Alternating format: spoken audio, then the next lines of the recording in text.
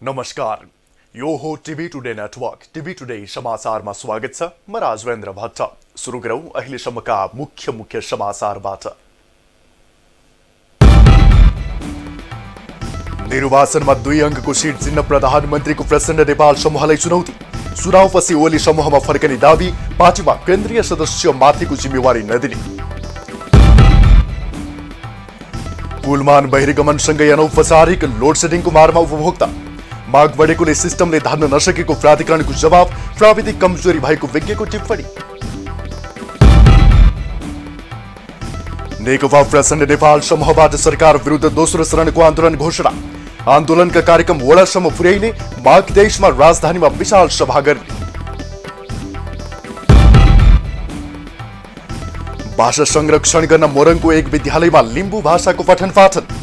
निजी स्रोतबाट भाषा शिक्षण गरिँदै गैर लिम्बूहरूले पनि भाषा अध्ययन गर्दै।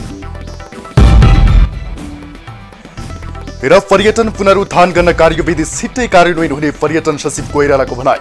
बजेटको युद्ध स्तरमा कार्यान्वयन हुने, महामारीले पर्यटन क्षेत्र पछाडि परेको दावी। अब समाचार विस्तारमा। प्रधानमन्त्री केपी शर्मा ओलीले आगामी निर्वाचनमा कम्तीमा 2 अङ्कको सिट जित्न दाहाल नेपाल पक्षलाई चुनौती दिनुभएको छ। शनिबार ओली पक्षीय नेकपाको काठमाडौँको जिल्ला कमिटीले आयोजना गरेको वृहत कार्यकर्ता भेलालाई सम्बोधन गर्दै प्रधानमन्त्री ओलीले 2 अङ्कको सिट जितेर देखाउन चुनौती दिनुभएको हो। प्रधानमन्त्री ओलीले 2 वटा अङ्कसम्मको सिट ल्याएर देखाउन नसक्ने भन्दै दाहाल नेपाल पक्ष पुनः पार्टीमा फर्कने दावी समेत गर्नुभएको छ। अब फर्किएपछि उपद्रव मचाउन नदिने समेत उहाँले बताउनुभयो। ओली समूहमा फर्कनेलाई केन्द्रीय कमिटी भन्दा माथिल्लो तहमा नराख्ने समेत उहाँको भनाइ छ। अब पालो स्पेशल रिपोर्टको।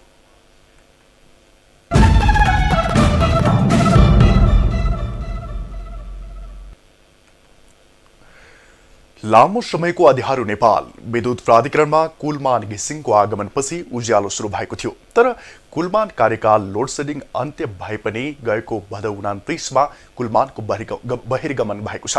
कुलमान प्राधिकरणबाट बाहिरिएपछि पुनः अघोषित लोडसेडिङ सुरु भएको छ।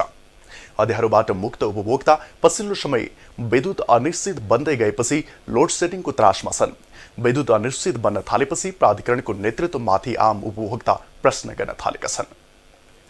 गएको भदौ 29मा कुलमान घिसिङको बहिर्गमनपछि विद्युत अनियमित हुन थालेको छ। 2065 यता मुलुकमा लामो समय 18 घण्टासम्म लोड सेडिङ हुँदै आएको थियो। तर तत्कालीन प्रचण्ड नेतृत्वको सरकारले विद्युत प्राधिकरणमा कुलमान घिसिङको नियुक्ति गरेपछि प्राधिकरणले सफल नेतृत्व पाएको थियो। 2073 भदौमा प्राधिकरणको नेतृत्व कुलमानले सम्हालेसँगै क्रमशः लोड सेडिङ अन्त्य भएको थियो। तर गएको भदौ 29मा कुलमानको कार्यकाल समाप्तिसँगै अघोषित लोड सेडिङ भएपछि उपभोक्तामा त्रास सुरु भएको छ। 1 हप्ता जति पो बेलुका जान्छ, कहिले आधी घण्टा, कहिले 35 मिनट, कहिले खाना पकाउँदै गर्दा जान्छ, कहिले खाना खाने बेलामा जान्छ। समस्या भइरहेको छ। जाने आउने जाने एकछिनमा आधा घण्टा जाने अनि आउने, अब त्यस्तो भइरहेको छ। दिनदिनै जान्छ। हामीलाई पहिला यस्तो समस्याहरू आइपरेको थिएन, अहिले यस्तो समस्याहरू धेरै आइपर्यो। अब यो कसरी भयो, के हिसाबले चाहिँ भयो त? अब लोड सेडिङ कसरी चाहिँ हुँदै आइरहेछ।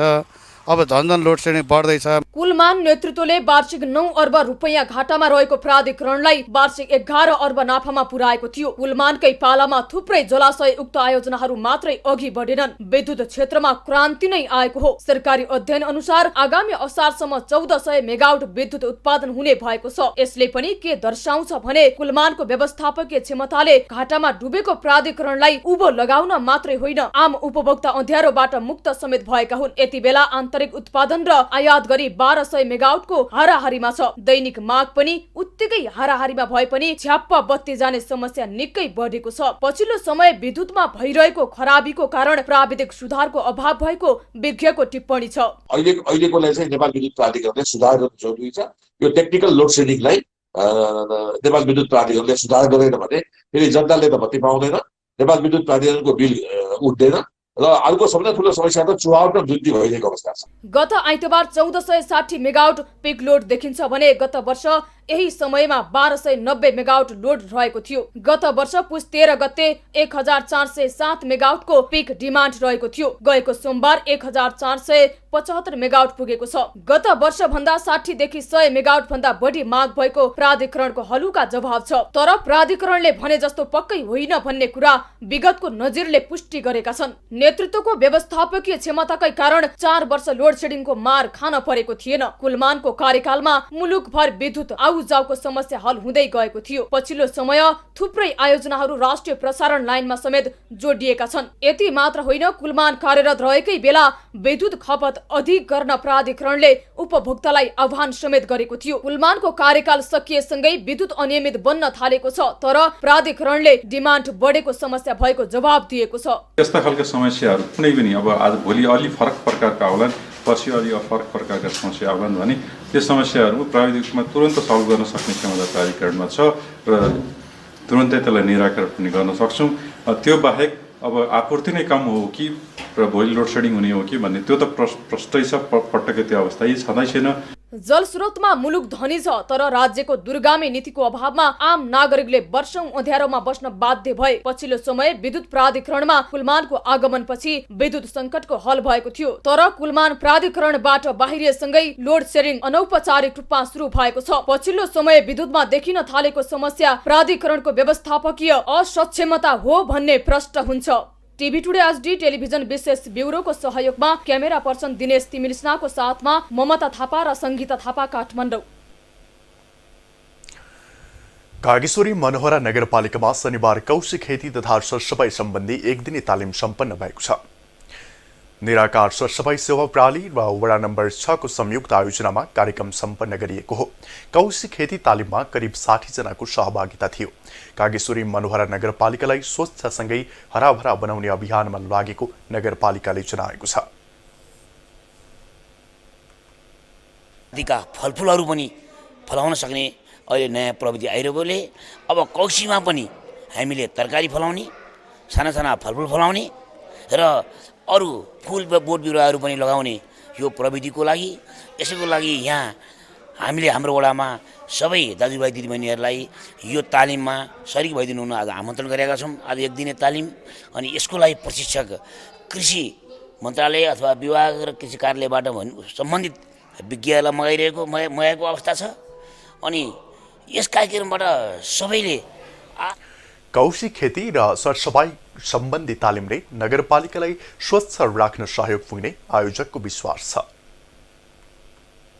बिस्तारै मान्छेहरूको जनघनत्व बढ्दै गएको क्रममा अब मान्छेलाई खेतीपाती गर्ने एउटा स्पेस नभएको कारणले हरेक घरमा चाहिँ नि एउटा सानोतिनो करेसाबारी अथवा कौशीमा चाहिँ नि कसरी अधिकतम तरकारी अथवा फलफुलको चाहिँ नि उत्पादन बढाउन सक्ने भन्ने चाहिँ नि एउटा प्रविधि हो। यो प्रविधिमा चाहिँ नि अधिकतम लाभ लिनको लागि हामीले ट्रेनिङ अथवा यसको कुनै तालिम नलिकन हामी यसमा अगाडि बढ्न सकिँदैन। त्यसको लागि यो एक दिने कार्यक्रम चाहिँ नि सुट गर्छ भन्ने मलाई लाग्दछ। यस्ता कार्यक्रमहरू विभिन्न वडा र विभिन्न नगरपालिकाहरूमा पनि सञ्चालन हुँदै जानुपर्छ र देशभरि नै यस्तो कार्यक्रम सञ्चालन भएमा हामीहरू चाहिँ नि एउटा तालिमले कौशी तरकारी खेती गर्नका लागि थप हौसला थपिएको सहभागीहरूले बताएका छन्। शहरी क्षेत्रमा पछिल्लो समय कौशी खेतीतर्फ महिलाको आकर्षण बढ्दै गएको छ। नेपाल कम्युनिस्ट पार्टी नेकपा प्रचण्ड माधव समूहले प्रतिनिधि सभा विघटनको विरोधमा दोस्रो चरणको आन्दोलन घोषणा गरेको छ। संसद विघटनपछि सडकमा आएको नेकपा प्रचण्ड माधव पक्षले शनिबार काठमाडौँमा पत्रकार सम्मेलन गरी दोस्रो चरणको आन्दोलन घोषणा गरेको हो। संघर्ष कार्यक्रम र हाम्रो आन्दोलन असंवैधानिक रूपमा विघटन गरेको प्रतिनिधि सभालाई सुचारू नबनाउँदासम्म र त्यसले सिर्जना गरेको प्रतिगमनको खतरालाई निस्तेज नपार्दासम्म जारी रहनेछ। सरकारको असंवैधानिक कदमको विरुद्धमा जनतालाई सुसूचित बनाउने र जनदबाव सिर्जना गर्नको लागि आन्दोलनका कार्यक्रम घोषणा गरिएको बताइएको छ। आन्दोलनका कार्यक्रम अन्तर्गत 20 गतेसम्म पालिका स्तरमा र 25 गतेसम्म वडा स्तरमा पार्टी भेला गरिनेछ। पौष 25 गतेसम्म प्रदेश, जिल्ला, पालिका र वडा स्तरमा संघर्ष समिति गठन गरी 21 गते संघीय राजधानी र विभिन्न शहरी केन्द्रहरूमा राजनैतिक पार्टीहरूसँग अन्तर्क्रिया कार्यक्रम रहेको जनाइएको छ। माघ 23 गते राजधानीमा विरोध प्रदर्शन गरिने बताइएको छ।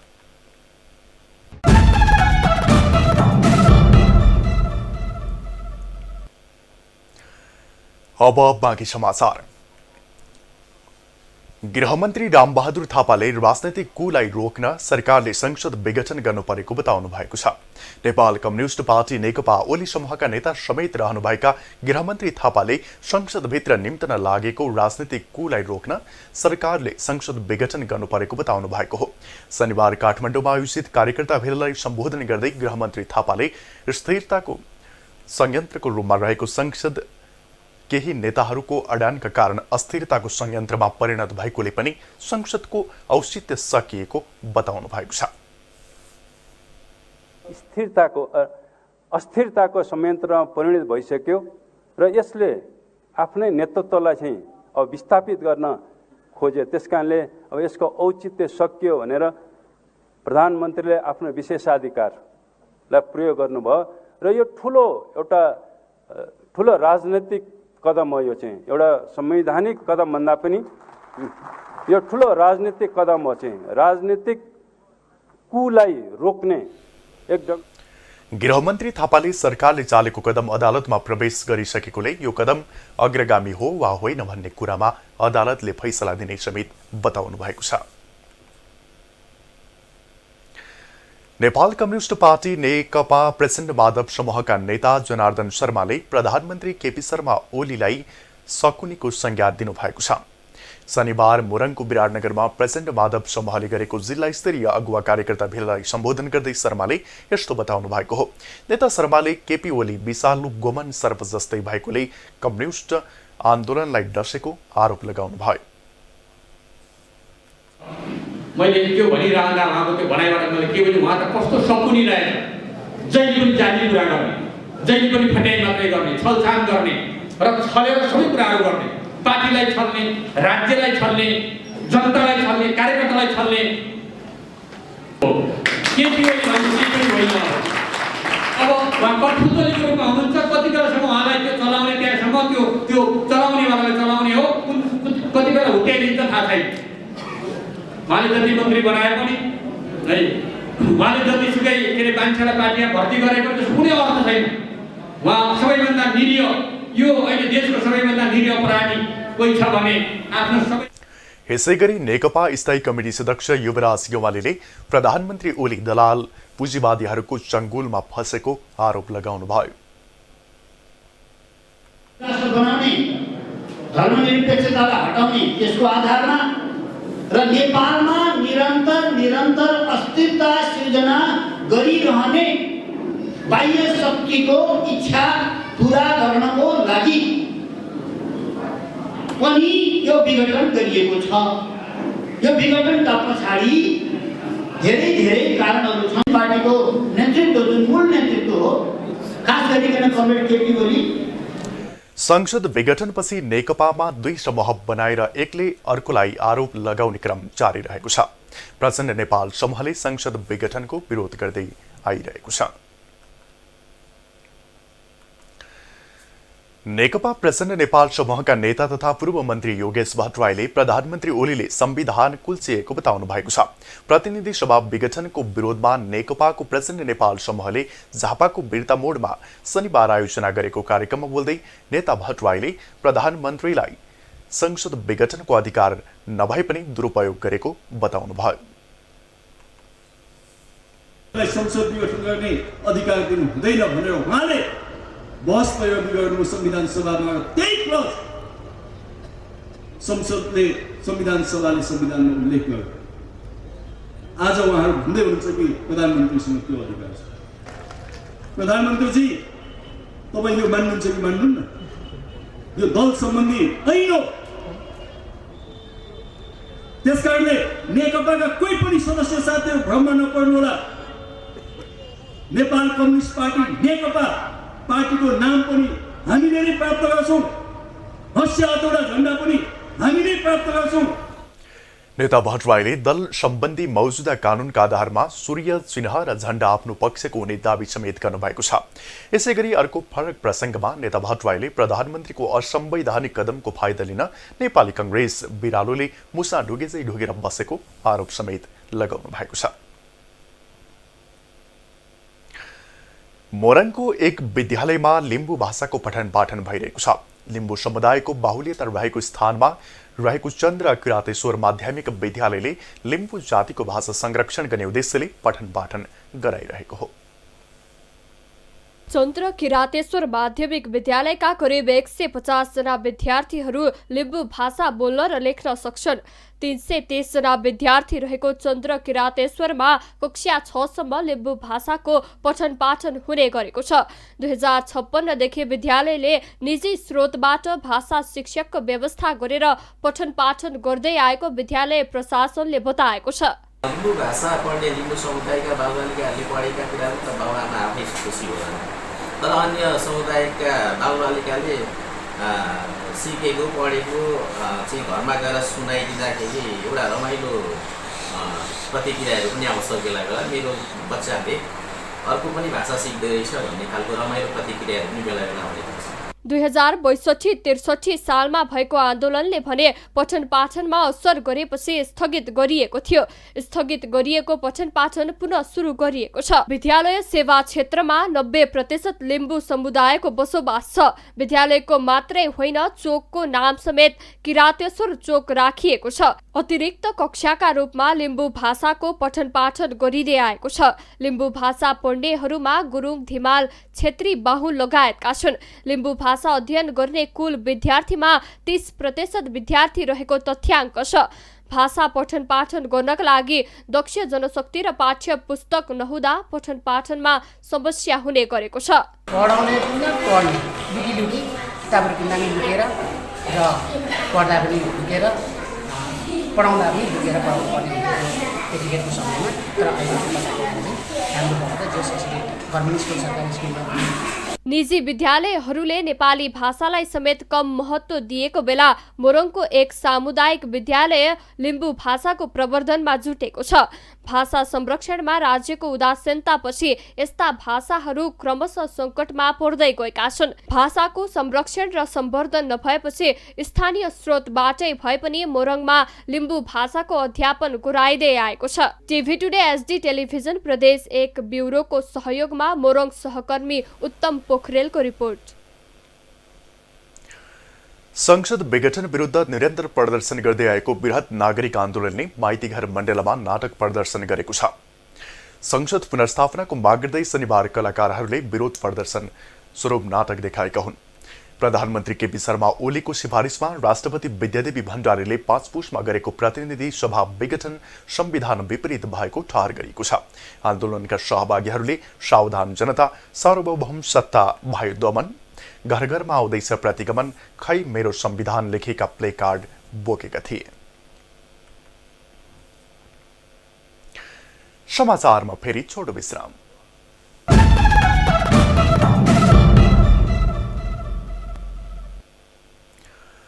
अब आर्थिक समाचार।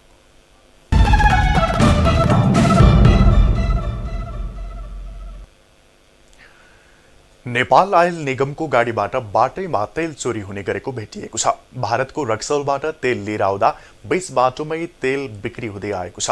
भारतीय आयल निगमको डिपोबाट तेल बोकेर ट्याङ्कर भारत रक्सौल नजिकमा तेल बेच्ने गरेको पाइएको हो। एउटा ट्याङ्करबाट दैनिक रूपमा 40 देखि 50 लिटरसम्म तेल अनाधिकृत रूपमा बिक्री गरिएको भेटिएको हो। पेट्रोल र डिजेल भारतमा यति बेला 110 र 130 रुपियाँ प्रति लिटर छ। नेपाली ट्याङ्करबाट तेल किन्दा सस्तो पर्ने भएकोले तेल किन्नेको समेत भिड लाग्ने गरेको छ। पर्यटन सचिव यादव कोइरालाले पर्यटन क्षेत्र उकास्नको लागि सरकारले छिट्टै कार्यविधि कार्यान्वयनमा लैजाने बताउनु भएको छ। टिभी टुडे एसडी टेलिभिजनसँगको कुराकानीमा सचिव कोइरालाले सरकारले पर्यटन क्षेत्रको सुधारका लागि ल्याएको बजेट युद्ध स्तरमा कार्यान्वयन गर्ने बताउनु भएको हो। कार्यविधि नबन्दा ढिलाइ भए पनि राहतको प्याकेज छिट्टै कार्यान्वयन हुने उहाँको भनाइ छ। कस्तोलाई कसरी खर्च गर्ने बारेमा चाहिँ कार्यविधि बनाउनु पर्ने भएको हुनाले चाहिँ यसलाई अलिकता समय लागेको र अब चाँडैभन्दा चाँडै कार्यविधि बनेर चाहिँ अब उक्त सरकारले नीति तथा कार्यक्रम र बजेटमा छुट्याएको रकम चाहिँ चाँडोभन्दा चाँडो पर्यटन प्रवर्धन कार्यको लागि पुनरुत्थान कार्यमा चाहिँ लगानी गर्ने तरिकाले चाहिँ। साथै सचिव यादवले टिम्सको कार्यविधि नबन्दा पनि यसको विवाद रहँदै आएको बताउँदै चाँडो हल हुने समेत बताउनु भएको छ। राज्यको ध्यान महामारीबाट मुलुकलाई बचाउने पहिलो प्राथमिकतामा भएकोले पर्यटन क्षेत्र पछि परेको समेत उहाँको भनाइ छ। औषधि व्यवसायीहरूको व्यावसायिक प्रमाणपत्र लाइसेन्स नवीकरणमा औषधि व्यवस्था विभाग लसक देखिएको छ। औषधि व्यवसायका लागि विभागबाट जारी हुने व्यावसायिक प्रमाणपत्रको नवीकरण 5 वर्षमा गर्ने व्यवस्था गर्न औषधि व्यवसायीहरूले माग गरेपछि विभागले लाइसेन्सको अवधि बढाउन सक्ने संकेत गरेको हो। शनिबार भक्तपुरमा आयोजित नेपाल औषधि व्यवसायी संघ बागमती प्रदेशको प्रथम अधिवेशनलाई सम्बोधन गर्दै विभागका महानिर्देशक भरत भट्टराईले औषधि व्यवसायलाई दिइने व्यावसायिक प्रमाणपत्रको अवधि बढाउन सकिने बताउनु भएको हो। नवीकरण हुँदै आएको भन्ने भएको छ। यसलाई थोरै यहाँहरूसँगै बसेर स्टेक होल्डरसँग बसेर यसलाई कानुनी रूपमा या नीतिगत रूपमा कुनै कुराको एड्रेस गर्न सकिने अवस्था रहछ भने यसलाई पनि सहजीकरण गरौँला। व्यवसायी प्रमाणपत्रको कुरा आयो। कार्यक्रममा महानिर्देशक भट्टराईले गुणस्तरीय सेवा प्रवाहको सन्दर्भमा बिक्री वितरण आचार संहितालाई ध्यान दिएर व्यवसाय गर्न औषधि व्यवसायले आग्रह समेत गर्नुभयो। अब विश्व समाचार।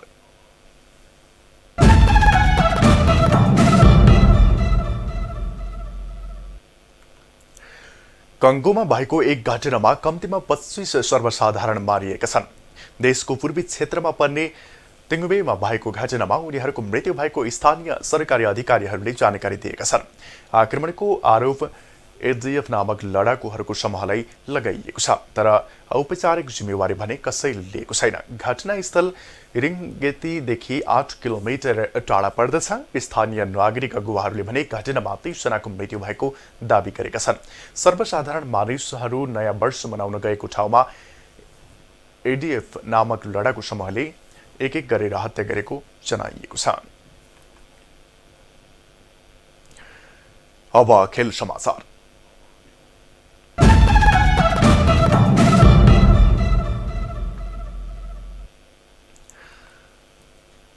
प्रधानमन्त्री कप महिला राष्ट्रिय क्रिकेट प्रतियोगिता अन्तर्गत शनिबार भएको खेलमा लुम्बिनीलाई 10 विकेटले हराउँदै प्रदेश 1 फाइनलमा प्रवेश गरेको छ।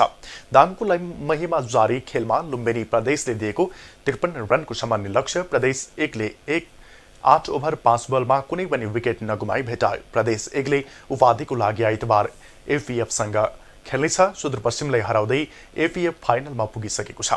राष्ट्रिय खेलकुद परिषद राखेपको आयोजना तथा नेपाल क्रिकेट संज्ञानको प्रादेशिक संरचना लुम्बिनी प्रदेशको व्यवस्थापनमा भएको प्रतियोगिताको विजेताले नगद रु 5 लाख प्राप्त गर्नेछ। उपविजेताले 3 लाख र सेमी फाइनलमा पराजित हुने दुई समूहले 25-25 हजार रुपियाँ पाउनेछन्।